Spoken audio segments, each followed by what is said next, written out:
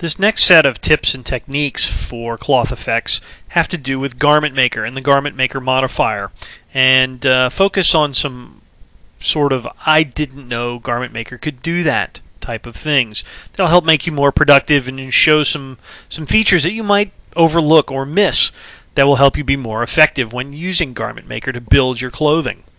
Now, by default, most people go to Garment Maker and start accessing sub-object modes the traditional way inside of the command panel. But if you're in expert mode, that means you have to come back out and click on each one of these to get to the specific mode. What's nice about Garment Maker is that I have a right-click panel in a quad, so I can get to the sub-object modes like I would with Edit Mesh, Edit Poly, Edit Spline, and so on. That's really handy. I also have hotkeys. One, when I'm in Garment Maker mode, brings me to Curve Sub-Object mode, you can see here. 2 brings me to Panel Sub-Object mode, and naturally 3 brings me to Seams Sub-Object mode. So you can move between these different modes in a number of different ways, and that can be very powerful. If you like to work in expert mode or you like to work with quad menus, you're not stuck having to try and get to Garment Maker controls through the command panel.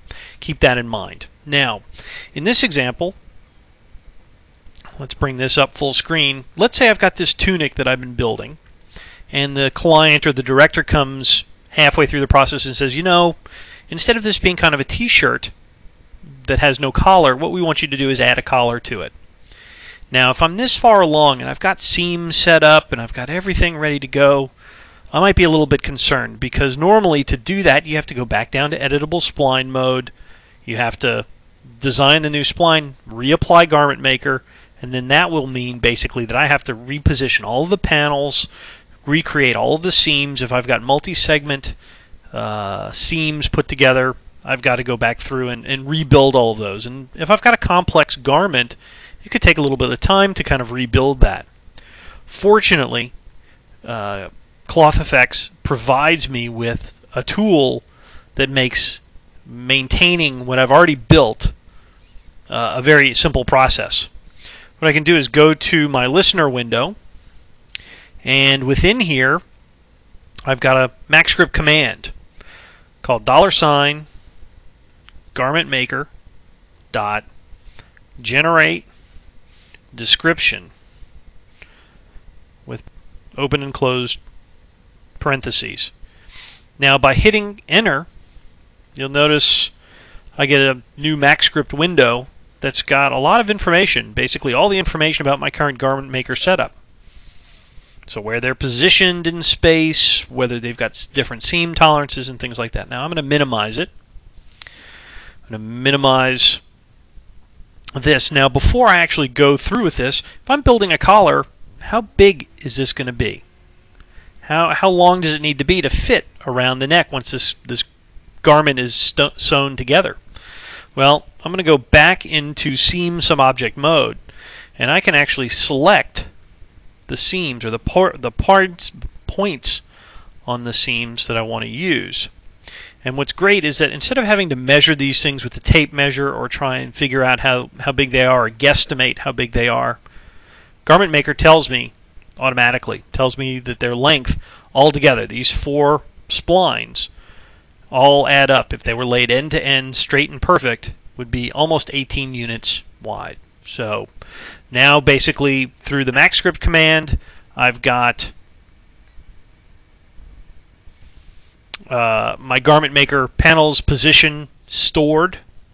I know that the new collar object that I'm going to be building is about 18 units long, so I can go ahead and hit delete. And let's back out here again. So now I'm back into my editable spline. Go to my rectangle, draw out a spline that is roughly 18 units in width. It can be as tall or short. If I want to have a really kind of floppy collar, I can do that. And now what I'm going to do is turn that into an editable spline. Go into Spline Sub-Object mode. I'm going to move these around a little bit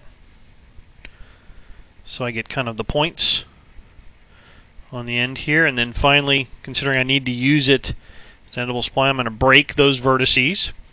Now I've still got two separate splines here, so I'm going to grab my original clothing pattern. I'm going to say attach. I'm going to attach it to it. So now I've got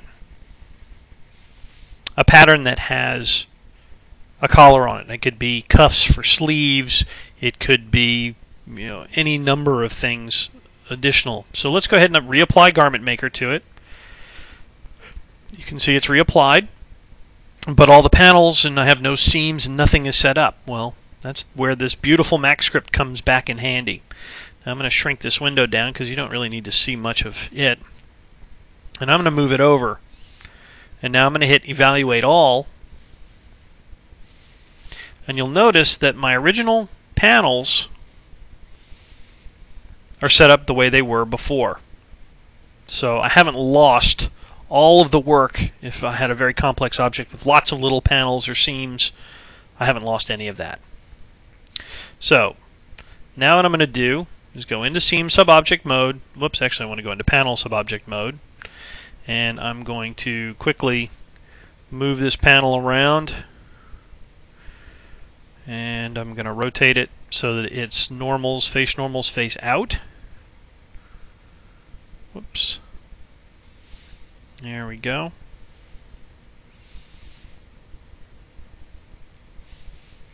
Little trouble with the mouse. There we go. And I'm also going to use a curved panel.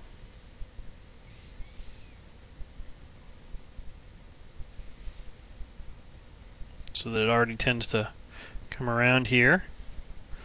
Let's zoom in.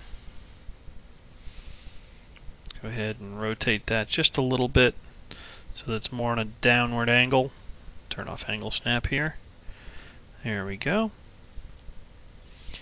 And position it. And now back in this mode, I can go back to Seam Subobject mode. Grab these 4 smaller segments. I'm going to make those a multi-segment because it's basically going to attach to a single line underneath. So I grab the bottom edge of the collar, hold the control key down and grab the multi-segment. So I've now got those. I can say create seam, and of course you can see it created it in reverse. Pretty obvious example. Hit reverse seam.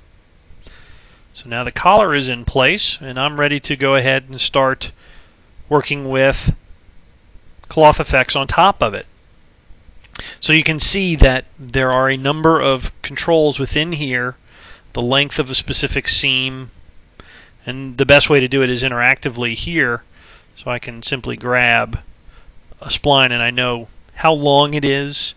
If I need to preserve data, I have MacScript Listener and a MacScript command that will preserve that existing data. You can't make too many massive changes, but when you use Garment Maker Generate Description, you get to preserve all the work that you've done if you need to go back down and change things around.